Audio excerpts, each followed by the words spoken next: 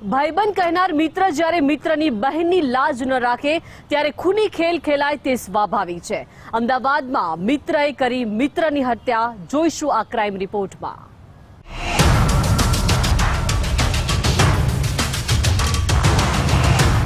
બહેનની કરી છેડતી, ભાઈને આવ્યો ગુસ્સો। મિત્રએ ના રાખી મિત્રના બહેનની લાજ। જૂની અદાવતની પણ રાખી દાજ, અંતે મિત્રએ કર્યું મિત્રનું મર્ડર। આ ઘટના બની છે અમદાવાદ શહેરના સરદારનગર એરપોર્ટ વિસ્તારમાં। આમ તો અપરાધી કલ્પેશ અને મૃતક ભીમા રાણા બંને મિત્રો હતા। જો કે આ ઘટના બનવા પાછળનું કારણ કલ્પેશના ફોઈની દીકરીની છેડતી હતી। આમાં આપણી પોલીસ જોડે એ રીતની કોઈ ફરિયાદ એ લોકોએ કરેલી નથી। એ અંદર જ, કારણ કે જે આગળ પાછળ જ આ લોકોને જે વાસની અંદર આગળ પાછળ રહેવાનું હતું, એટલે અવારનવાર એ નીકળતે એ જોઈ જતો કે આ છેડતી કરતો, એટલે એ ટકોર કરતો આને કે ભાઈ તું રહેવા દે, છોડી દે, થોડાક ટાઈમ થાય એટલે આ પાછું ના કરે, પણ રહીને આ પાછું કંઈક ને કંઈક એની જોડે જે છે આ રીતના એની છેડતી કરે અને એને લઈને આને લાગી આવી અને આ રીતના હત્યાને અંજામ આપી દીધો છે।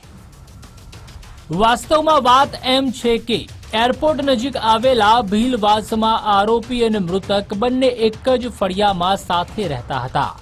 બંને વચ્ચે મિત્રતા પણ હતી। જો કે 11મી ઓગસ્ટના રોજ કલ્પેશ વાઘેલાની ફોઈની દીકરી જ્યારે તે વિસ્તારમાંથી પસાર થતી હતી ત્યારે તેના આ જ મિત્રએ બહેનની છેડતી કરી હતી, જેને લઈને બંને વચ્ચે પહેલા ઉગ્ર બોલાચાલી પણ થઈ હતી, જેની દાજ રાખી રાતના 11 કલાકે કલ્પેશ વાઘેલાએ લોખંડની પાઇપ વડે ભીમા રાણા પર હુમલો કર્યો હતો। માથાના ભાગે ઉપરા છાપરી ઘા મારતા ભીમાનું ઘટના સ્થળે જ મોત નીપજ્યું હતું। સમગ્ર જે બનાવ છે ગઈકાલે રાતે લગભગ 10:30 પોણા 11 વાગ્યાનો છે। એરપોર્ટ પોલીસ સ્ટેશન વિસ્તારમાં ભીલવાસ કરીને એક વિસ્તાર આવેલો છે। એમાં જે છે ભીલવાસમાં જ રહેતા એક ઈસમે એક જે છે રવિ ઉર્ફે ભીમો કરીને છે 35 વર્ષનો, એની હત્યા કરી નાખેલી છે। અને આ કામે બનાવમાં સમગ્ર જે બાબત એવી ધ્યાને આવી છે કે જે આ કામનો આરોપી છે કલ્પેશ અશોકભાઈ વાઘેલા, એની ફઈની દીકરી એને ત્યાં જ રહેતી હતી અને આ રવિ ઉર્ફે ભીમો એ અવારનવાર એને પજવતો હતો, એની છેડતી કરતો હતો અને અવારનવાર એને આ કહેવા જતાં કલ્પેશે અવારનવાર એને કીધું કે ભાઈ તું રહેવા દે, છોડી દે, અને છતાંય જે છે આ માન્યો નહીં અને એની છેડતીની અવારનવાર ચાલુ રાખેલી, જેને લઈને ગઈકાલે આ સમગ્ર ઘટના બનવા પામેલી છે। આ રવિ ઉર્ફે ભીમો જે છે જમી અને પોતાના ઘરની બહાર સૂઈ રહેલો અને એવામાં આ જે છે આ કામનો જે આરોપી છે કલ્પેશ એ આવી અને લોખંડની પાઇપ લઈ અને એને સૂતેલાને જે છે 4-5 એવા ફટકા મારી દીધેલા અને સ્થળ ઉપર જ એનું મૃત્યુ નિપજેલું। આ કામે તાત્કાલિક પોલીસ પહોંચી ગયેલી ને ગુનો દાખલ કર્યો છે। આના પિતાશ્રીની ફરિયાદ લીધેલી છે અને આ કામે આરોપીને જે છે અત્યારે લાવી અને પૂછપરછની અને અટક કરવાની આગળની કાર્યવાહી ચાલુમાં છે। પોલીસની પ્રાથમિક તપાસમાં સામે આવ્યું છે કે જેની હત્યા કરવામાં આવી છે તેના નામે પહેલા નાના મોટા ગુના નોંધાયેલા છે।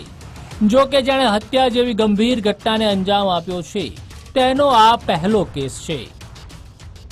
મૃતકનું જો બેકગ્રાઉન્ડ જોવા જઈએ તો એના વિરુદ્ધ સેકન્ડ પાર્ટમાં જે છે 5થી જો ગુના દાખલ થયેલા છે, અમુક અટકાયતી પગલાઓ પણ લેવામાં આવેલ છે અને મૃતક જે છે એ રિક્ષા ચલાવવાનું જે છે એનું મેન ધંધો છે અને જે આ કામનો જે આરોપી છે એનું એવું કોઈ ગુનાહિત બેકગ્રાઉન્ડ છે નહીં અને એ જે છે છૂટક મજૂરી કરીને પોતાનું ગુજરાન ચલાવે છે। બહેન માટે ભાઈને ગુસ્સો આવે તે વાત સ્વાભાવિક છે। જો કે પોલીસ ફરિયાદ કરવાને બદલે જે રીતે હત્યા જેવી ગંભીર ઘટનાને અંજામ આપવામાં આવ્યો છે તેને લઈને પોલીસે પણ હવે કાયદેસરની કાર્યવાહી હાથ ધરી છે। સચિન કડિયા, ગુજરાત ફર્સ્ટ, અમદાવાદ।